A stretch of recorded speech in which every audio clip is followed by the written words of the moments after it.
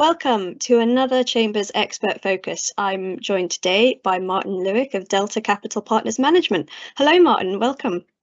Yes, hello. Thank you. Happy to be here. It's a delight to have you.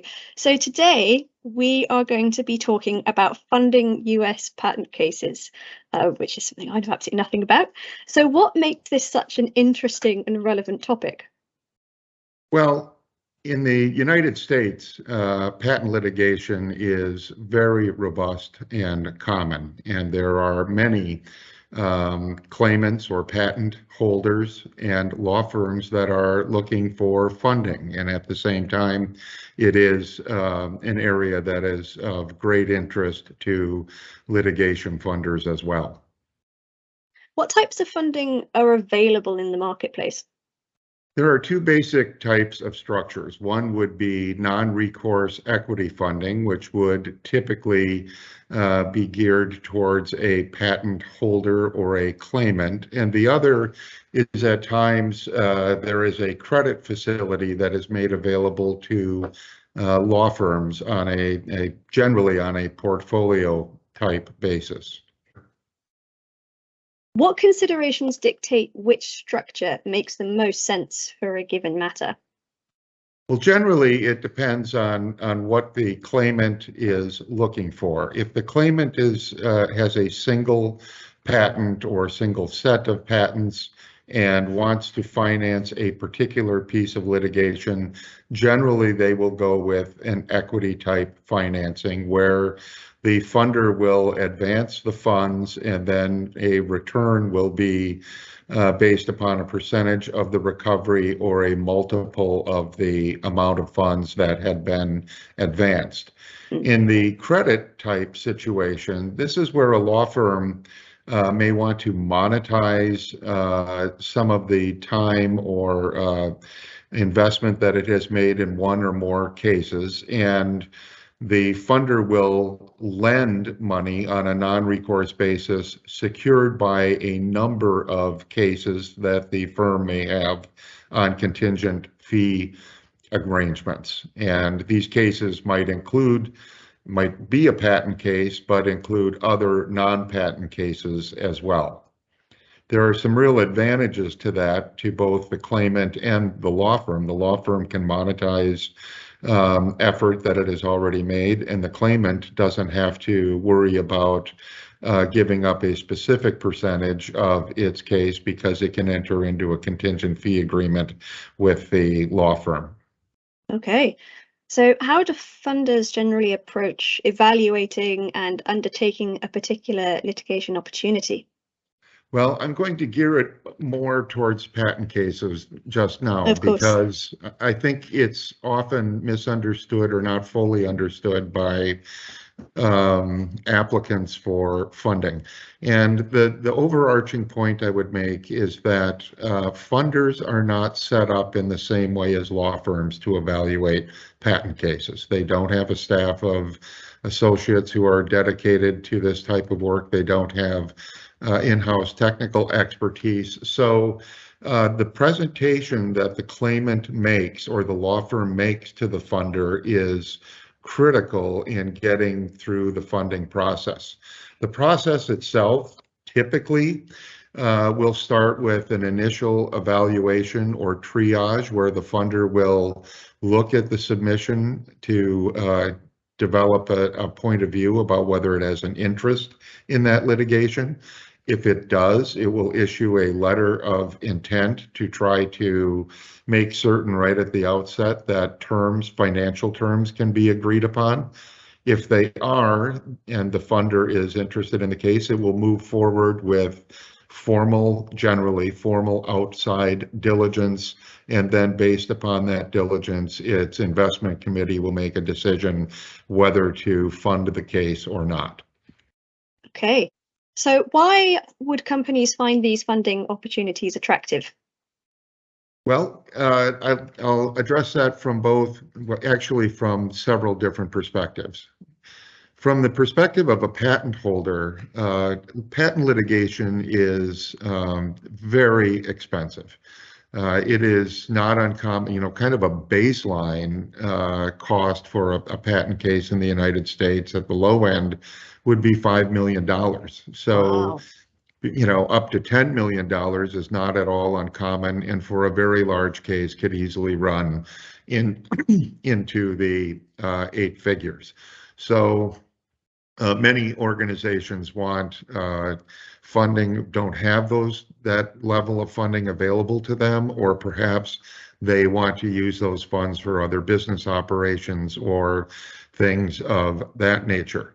From the standpoint of a funder, they're attractive because they offer uniquely high returns for the funder's investors, and that is for 2 reasons. One, on a pure multiple basis, as I mentioned before, non-recourse funding in an equity situation, the return to the funder is based upon either a multiple of the amount funded or a percentage of the return.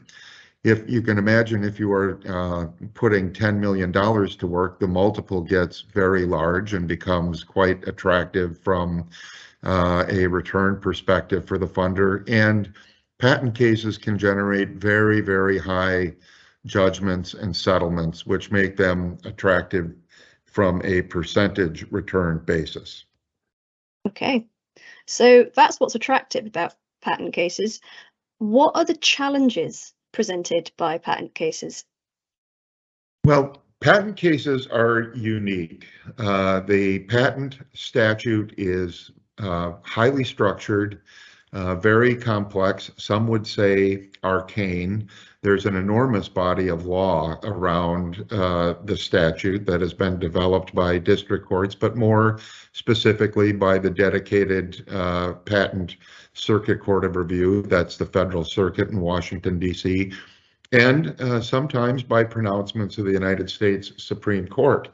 So it's very complex legally, and it's very complex technically. These cases typically require top-level experts to explain the technology and to relate the technology to what the accused infringement is.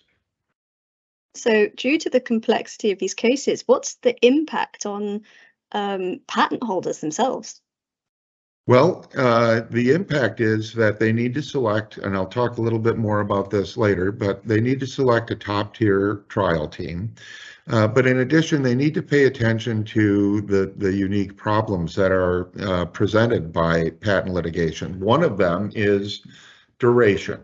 And funders generally pay a great deal of attention to what they refer to as durational risk, because the funds have, for the most part, a lifetime, and they want to make sure, the funder wants to make sure that this patent case is going to monetize within the life of the fund. And so there are a number of things that can impact the length of a patent case. One is simply how long it takes to move a patent case through a district court and get the case to trial. One thing that complicates that is something called inter partes review, where an infringer can seek further review by the Patent and Trademark Office and will generally ask the court to stay the district court litigation until that review is completed. So while the case is stayed, obviously, that is adding to the length of time it takes to get the case to trial. And then the third issue is it's often said by patent trial lawyers that you have to try a patent case twice, once in the district court and then a second time in the federal circuit. And so you have to factor into any patent timeline how long it will take to get past trial, get the case up to the federal circuit, have it argued, and then decided. Okay, so we've covered the challenges, we've covered the positive aspects to patent cases. Are there any ways for patent holders to address some of these challenges? Yes, absolutely. So let's talk first about just the complexity.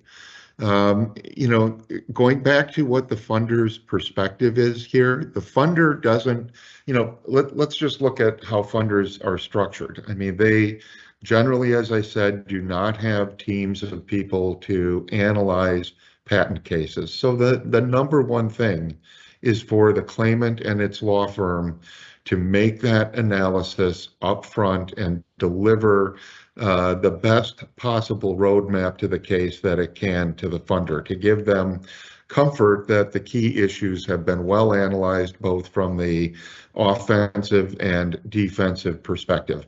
When we talk about the durational risk, there are some specific things that can be done. The number one thing perhaps is the venue selection. Finding a way to put the case in a venue that has patent-specific rules and has a relatively short timeline from filing to trial. In other words, the court insists upon moving the case along in something like 12 to 18 months to get it to trial. That is a very significant factor. And then looking for venues where a stay is less likely to be granted in the case of an inter-parties review, so that that is not getting in the way of the duration. One way that you can avoid a stay is to go into the International Trade Commission, which typically does not grant stays because they have a mandate to complete their initial trial from 13 months from initial filing to trial. So there are ways you can blunt the durational risk. Okay, I see. So we've covered it from the patent holder side, we've covered it from the fund side. How about the legal firm side? What are the elements of a great patent case? What are you looking for when you're considering taking one on? Yes, great question. You know, we look at the specific merits that are dictated by the patent statute. And the first thing we're looking for is the invention story, and then we're looking at the merits. In reality, you have to look at every case from the perspective that it's going to end up in trial. You cannot assume that a case is going to settle. And trials are won by putting compelling stories in front of juries. And in patent cases in particular, that means an inventor that can tell a story that is going to resonate with the jury, that is going to communicate the spark of invention that led to the actual patent, and bring the jury around to being invested in that inventor's story and ultimately in the inventor's invention itself. And then we get into what the legal merits are. And when we talk about legal merits in the patent case, in my mind at least, everything begins with the claim construction issues. And claim construction is how the words of the patent claim are going to be interpreted by the court and how that interpretation is going to be presented to the jury so that they can judge the two principal issues in patent litigation: infringement and invalidity. And those issues are judged by the same claim construction. So whatever claim construction is applied to infringement must also be applied to invalidity. And I can go very, very deep on this, but I think that's really at a high level, you know, the beginning in-depth analysis that a funder is looking for. I'll add one more point to that, if I might. Many patent cases today involve software. As you know, as we can see, it's ubiquitous in our life. And Absolutely. software, yes, it is. And software presents one specific unique challenge in the form of what is referred to as Section 101 or the Alice doctrine. It has to meet the test that the Federal Circuit has set forth and the United States Supreme Court on that issue. And so we look very closely at Section 101. And if there is a potential issue, we expect a very detailed analysis from the law firm on why that particular patent claim does not have a fatal flaw with respect to that section. Absolutely. Okay. Let's talk for a bit about damages and quantum. Are there any rules of thumb funders apply when evaluating whether or not to fund a case? Yes, generally, a funder, if we're talking about an equity situation, is going to apply what is called a 10-to-1 rule. And that is, we want the realistic, provable damages or the amount that we expect to receive in proceeds to be 10 times the amount we ultimately fund in the case. And the reason for that is the funder takes a hefty return in the sense that usually is looking for a multiple of 3 times or more on the amount that it funds. The law firm usually in a patent case has some uplift. Often they've discounted their rates by 50% and expect a percentage success fee at the end of the case. And at the end of the day, we still want the claimant to retain the lion's share of the funds so that it is an economically worthwhile equation for all 3 parties. And then the funder is going to want to be able to evaluate the specific issues that impact patent damages. What will the royalty base be? In other words, what are the sales of the infringing companies? What is the royalty rate that's going to be applied to those sales? And in calculating the base, the funder will need to analyze what the smallest saleable unit is, and they'll also have to understand if there's going to be an apportionment of the value of that unit to which the royalty rate will be applied. And then, of course, we want to know how long will the patent be in effect. Is there a 6-year look back available for damages, and how long will the patent term run? All of those things are technical issues under the patent law that impact what the ultimate quantum might be. And you spoke earlier about the trial team, so let's come back to that now. What is the role of a trial team in terms of getting a patent case funded? Well, the trial team and its role in funding a patent case is actually critical. I think, we, and I would believe most funders, look almost instantly to what is the credibility of the trial team. I myself have tried probably 18 patent cases to verdict and juries, and we are looking for patent trial lawyers who have actual experience trying a patent case and a proven track record of success in the courtroom. That's one element of it. And then they have to be supported by a team that has the capability to see a patent case through from beginning to end. And this can often involve managing document productions of 100,000 documents or more. So the law firm has to have that capability. And then finally, in the courtroom itself, as I mentioned earlier, these cases are highly technical, and as you can glean from what I just mentioned about damages, require a skilled and experienced economist to explain the damages theory, and people who can speak to a jury in plain language. So funders are also looking for trial teams that are supported by top-tier testifying experts. Are there any further details with regards to budget or detailed case plans that you think are relevant to share?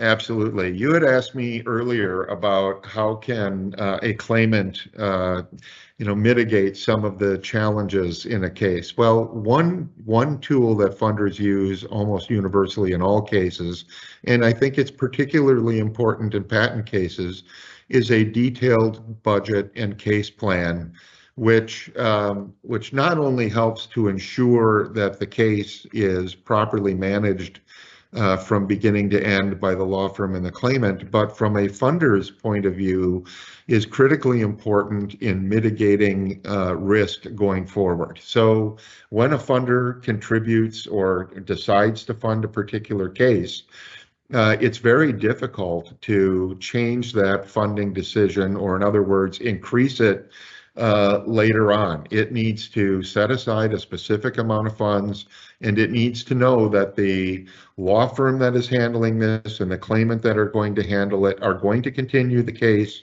from the beginning all the way through to the conclusion of an appeal for that funding amount, even if the funding amount is exhausted during that actual process. So we ask for a detailed budget by phase, by task, and by issue that is tied to the local rules of the court in which the case is filed.